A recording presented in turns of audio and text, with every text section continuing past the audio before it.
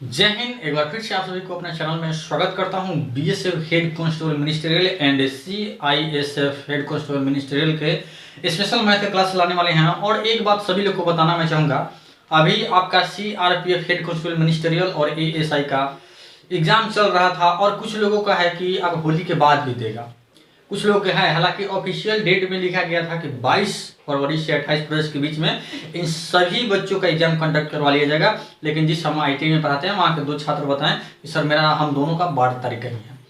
मैं सभी से एक बात कहना चाहूँगा, जितने भी लड़के एग्जाम देकर आए हैं एकदम ईमानदारी से बताइएगा कि इस मैथ का जो सेक्शन था कैसा था, मैथ का जो सेक्शन था वो कैसा था, इजी था या फिर मिडिल क्लास का सवाल था।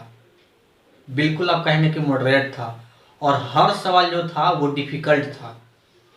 तो आपको सिर्फ 10 गो सेव का विक्रय मूल्य 20 गो अनार के विक्रय मूल्य के बराबर है, ये सब सवाल बनाने से नहीं होगा। आपको जितने भी सीआरपीएफ के एग्जाम देख रहे हैं वही हमारे बात को समझेंगे, क्योंकि वो जान रहे हैं कि किस लेवल के एग्जाम हुआ था। बहुत सारे स्टूडेंट से मैंने कॉल किया, बात किए कि किस तरीके से एग्जाम हुआ। नज़दीकी के आसपास के लड़के लोग फॉर्म भरे थे, उनसे मैंने बातचीत की, वार्तालाप किए कि किस टाइप के एग्जाम पूछा जा रहा है। 25 क्वेश्चन में इतना मॉडरेट क्वेश्चन दे रहा है, आप सोचेंगे कि चलिए हम इसको स्किप कर देते हैं और जो इजी क्वेश्चन है उसको बनाते हैं, हम यही ना आप सोचेंगे। लेकिन जब इजी के चक्कर में आगे भी आप जाइएगा ना, आगे में नेक्स्ट कीजिएगा, वो भी आपको ऐसा ही क्वेश्चन मिलेगा। तो आपको उस लेवल की तैयारी करना होगा। बात जान लीजिए, क्योंकि हेड कांस्टेबल मिनिस्ट्रियल बनना है तो आपको बहुत हार्ड मेहनत करना पड़ेगा। इजी तो शुरुआत लड़का जो करता है वो बनाता है, आपको मॉडरेट बनाना होगा, हार्ड क्वेश्चन बनाना होगा, आर्य सगवाल बनाना होगा, एसडी यादव बनाना होगा। इन सब बनाने के बाद में प्रैक्टिस सेट लगाना होगा, जो कि मैं प्रैक्टिस सेट करवाता हूँ। स्पेशल क्लास जो मैं चलाता हूँ जैसे कि चैप्टर वाइज, वो प्लेलिस्ट में जाके देख सकते हैं। एक बात और मैं बताना चाहूँगा, ये जो एवरेज वाले हैं ना मैथ के क्लास का स्टूडेंट, छात्र एवं छात्र हैं, जो लड़का या लड़की भी है, समझ लीजिए कि जो एवरेज में है ना उनका कंडीशन कुछ भी नहीं है। वैसे से जीडी नहीं है कि 25 को में 24 को 23 को 22 को, कम से कम तो 21 को जरूर मान लीजिएगा, वो नहीं है। ऐसे जीडी जैसा नहीं है। रेलवे ग्रुप डी, एनटीपीसी, इन सब चीज़ों नहीं है कि थोड़ा स्कोर क्रिएट कर लीजिएगा, नहीं। हेड कांस्टेबल मिनिस्ट्रियल में सीट कम रहती है, पोस्ट रॉयल होता है, ऑफिसर रैंक समझते, ऑफिसर रैंक नहीं है लेकिन रॉयलिटी बहुत ज़्यादा है इसमें। सैलरी भी देखने को खूब बहुत हार्ड सैलरी है इसमें, ज़्यादा है। तब तो इसके लिए तो कठिन मेहनत आपको करना ही पड़ेगा उस सब सीट को लेने के लिए, क्योंकि वो जॉब है बहुत रुतबा वाला है, वहाँ पर आप फैमिली को रख सकते हैं, हर चीज़ मिलेगी, व्यवस्था आपको हेड कांस्टेबल मिनिस्ट्रियल में मिलेगा। एक्चुअली वो फोर्स में तो है लेकिन वो लड़ाई के काम नहीं है, वो काम आपका ऑफिशियली वर्क है। टाइपिंग किस लिए ले रहा है, ऑफिशियल वर्क है ना। तो इन सब चीज़ों के लिए आपको तैयारी बहुत हार्ड करना होगा दोस्तों। तो अब हम क्लास पे चलते हैं और आप क्लास देखेंगे कि किस तरीके से प्रश्न एग्जाम में पूछे जा रहे हैं, और वो सभी क्वेश्चन आप लोगों को बनाना है दोस्तों। वीडियो को रोक दीजिएगा, फिर वीडियो को आगे बढ़ाइएगा। जब सवाल बन जाए तब आगे बढ़ाइएगा, ना ही बने फिर भी आगे बढ़ाइएगा, उसको देखिएगा कि किस तरीके से सवाल बनाया जा रहा है।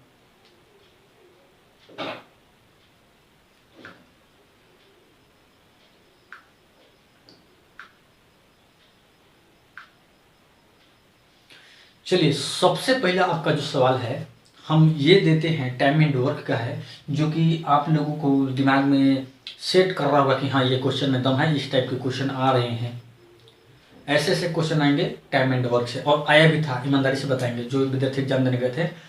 अल्टरनेट वाला काम में दे देगा, राम 20 दिन में काम करता है और श्याम 30 दिन में करता है। राम काम को शुरू करता है, पहले का दिन राम काम करता है, फिर वो रुक जाता है, फिर श्याम कर्म करता है। तो इस टाइप का हर एक क्वेश्चन मेरे चैनल पर देखने को मिलेगा। और जो भी विद्यार्थी नए हैं मेरे चैनल पर, प्लीज़ चैनल को सब्सक्राइब ही कर लीजिएगा। डिफेंस में अगर जो रुचि रखते हैं, रेलवे में रुचि रखते हैं, तैयारी करते हैं मैथ का, अगर जो आप हीरो बनना चाहते हैं मैथ का, तो आपको चैनल सब्सक्राइब करना ही पड़ेगा। तो सवाल पे जाते हैं। प्रश्न है, 6 पुरुष और 7 महिलाएं 10 दिन में एक दीवार का निर्माण कर सकते हैं, ठीक है।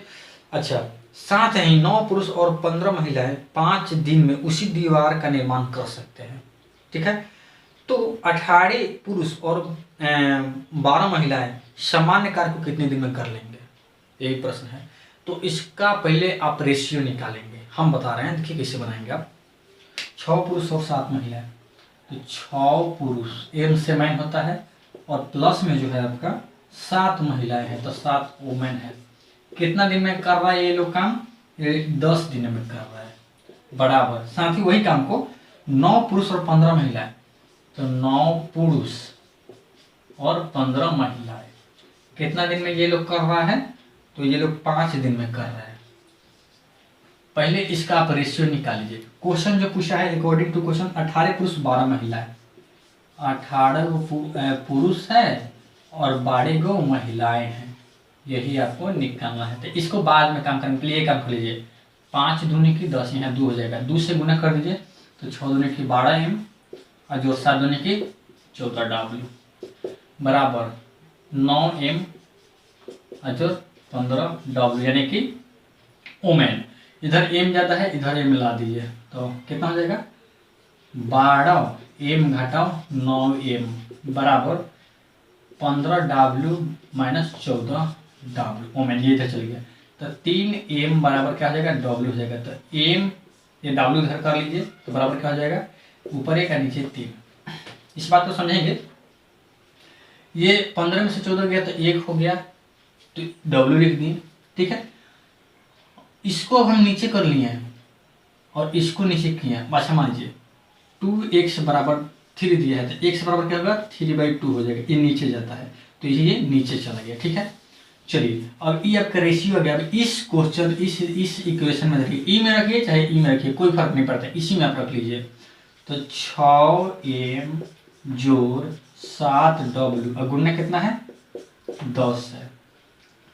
एम के जगह पर 1 रखिएगा, तो 6 गुने 1 जोड़ 7 गुने 3 हो गया, गुने 10। चलिए 6 एकम 6 और जोड़ 70 की 21 गुने 10 बराबर क्या हो जाएगा? 21 6 27 हो जाएगा गुने 10। यानी कि अब हम क्या करेंगे कि 27 में 10 से गुना करेंगे तो 270 आएगा। यानी कि यहाँ समझिएगा, आपको 270 यूनिट काम है। 270 यूनिट काम है, 18 आदमी 12 औरत मिलके कितना दिन में कर लेंगे, यानी ये मैन है। तो घबराना नहीं है, पहले आप 270 यूनिट यहाँ लिख दीजिए। 270 यूनिट टोटल वर्क है, ठीक है। यहाँ भाग दीजिएगा कितना से? देखिए एम का जो मान है वो 1 है, तो इसको मिटा के हम 1 लिख देंगे यहाँ पे 1, ठीक है, गुना। और डब्ल्यू का जो मान है वो 3 है, तो क्या लिखेंगे? गुने 3। तब 18 कम 18 और जो बरत दिया 36, 36 और 18 जोड़ेंगे तो 54 आएगा। 54 से हम भाग दे देंगे। इसको जब आप काटेंगे 5 से, तो 5 से जब काटेंगे ना, तो 5 चौका का 20 और 50 25 27, 5 से कट जाएगा। ऑप्शन में देखेंगे कि 5 डेज, आंसर में मिलाएंगे आप कि 5 दिन में काम करेंगे। ऑप्शन देखेंगे 5 दिन, ऑप्शन नंबर 4 में दे रखा है। ऑप्शन नंबर आपको जो है 4 में, सॉरी दोस्तों, डी में, इसको डी कर सकते हैं। ऑप्शन नंबर डी में 5 दिन आंसर दे रहा है। प्रश्न था कि 6 पुरुष और 7 महिलाएं मिलकर 10 दिन में करता है, तो 6 पुरुष जो 7 महिलाएं गुने 10 बराबर 9 पुरुष और 15 महिलाएं 5 दिन में, तो 9 पुरुष 15 महिलाएं 5 दिन में। अब इससे रेशियो निकाल लिए हैं। रेशियो निकाल के जो मेन आपको यूनिट निकालना है, कितना टोटल काम है, इसमें रखेंगे। कोई इसमें रख लीजिए, इसमें कोई एक में रख लीजिएगा। उसके बाद में जो क्वेश्चन कर रहा है, जैसे कि 18 पुरुष और 12 महिलाएं समान काम करने में कितने दिन लगेंगे, तो इसमें रेशियो को लिखेंगे। 18 पुरुष, तो पुरुष का वैल्यू 1 है और महिलाएं का वैल्यू 3 है, तो 3 रखें। और इनका जो क्षमता आ गया, यानी कि कैपेसिटी अगर दोनों मिलने के बाद में इसमें भाग दे देंगे, डे निकला जाएगा। आई होप कि सभी को कंसेप्ट समझ में आ गया होगा। तो इसी तरीके का प्रश्न पूछे जा रहे हैं। तो आप लोग को अगर जो पसंद आए तो वीडियो को लाइक कर दीजिएगा और चैनल पर नए हैं तो सब्सक्राइब कर लीजिएगा। और डेली हम 6 से 7 बजे के बीच में क्लास हम डेली लेकर आते हैं, आते रहेंगे और आएंगे भी। तो अब चलिए अगले सवाल पे चलिए। तो प्रश्न पे आ जाइए। एक समचतुर्भुज का परिमाप 100 सेंटीमीटर है, ठीक है, समचतुर्भुज कह रहा है, और उसके छोटे विकर्ण की लंबाई 14 है। छोटे जो है उसका 14 है।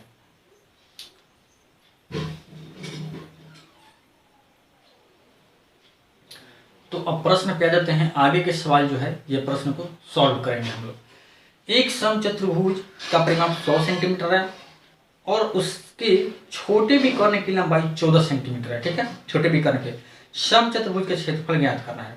तो समचतुर्भुज का क्षेत्रफल होता है 1/2 d1 इंटू d2 होता है।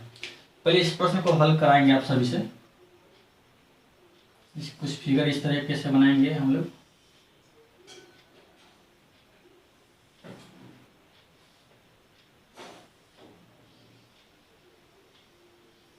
ये छोटा विकर्ण है और ये जो विकर्ण है ये बड़ा विकर्ण है।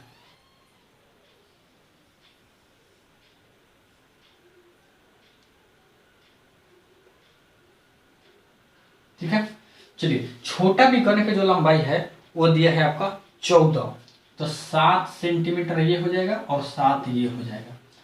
परिमाप जो दिया है वो 100 दिया है। अच्छा ये बताइए वर्ग का परिमाप क्या होता है? 4 गुने भुजा होता है। तो परिमाप दिया है 100, तो एक भुजा कितना हो जाएगा? 4 भुजा है तो भाग दे देंगे 25 का सर, ये 125 हो जाएगा। 125 सेंटीमीटर होगा। बात समझ में आपको आना चाहिए, ध्यान लगा के समझिएगा। चलिए क्या कर रहा है, सेंटीमीटर में दिए तो सब सेंटीमीटर में रहेगा। यहां आप गौर फरमाएंगे, मान लीजिए ये ए है, ये ओ है और ये बी है। इसको सी और डी कुछ भी मान लीजिए, बस आपको यहीं पे सवाल का आंसर आ जाएगा।